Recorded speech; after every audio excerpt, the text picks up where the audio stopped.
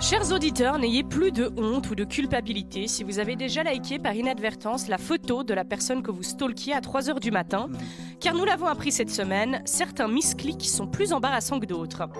En bas de l'échelle du misclic, je mettrais le classique « répondre à tous » plutôt que « répondre dans un mail ». Certes, c'est un petit peu embarrassant que toute la boîte soit au courant des raisons de votre arrêt maladie, à savoir un furoncle orthopédique, mais ça en reste pas moins touchant. En seconde place, la fameuse faute de frappe envoyée à un ex. Par exemple, au lieu d'écrire « penser », tu écris « fesser ».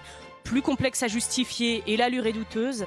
Et enfin, tout en haut, mais vraiment tout en haut de la pyramide, je mettrais ajouter sans faire exprès un journaliste dans un groupe signal confidentiel du gouvernement américain sur lequel tu prépares une mission militaire au Yémen.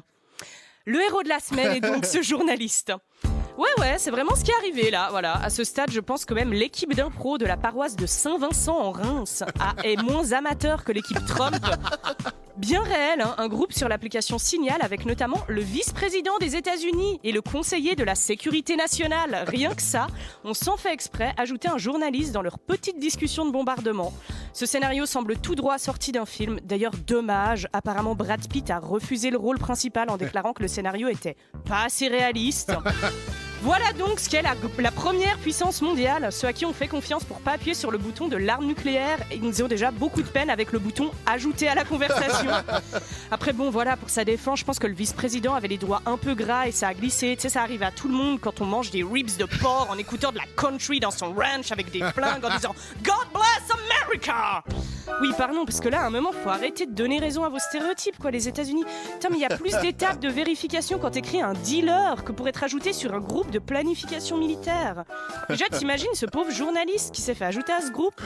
Il a dû voir la notif et se dire oh ben chouette, un nouveau groupe. C'est quoi? Fête de départ de Corinne? Le cadeau en commun pour Steph?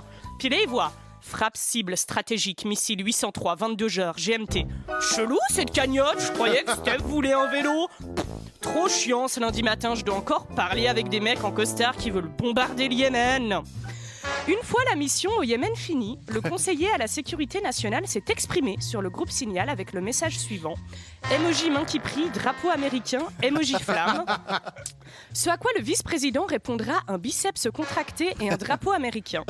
Et oui, vous imaginez bien qu'une conversation ultra confidentielle avec les gens les plus haut placés de la sécurité nationale des États-Unis se fait avec des emojis gênants. Pour moi, les informations les plus compromettantes de cette histoire restent que le vice-président des États-Unis utilise des emojis de daron qui vient de préparer un barbecue et qu'il écrit la moitié de ses messages en majuscules. Moi, comme tout le monde, j'étais débile, quoi. Je pensais que les guerres, elles étaient déclarées, genre, dans une salle secrète du Pentagone. Mais en fait, celles sont préparées exactement de la même manière dont je regarde des TikTok de luge.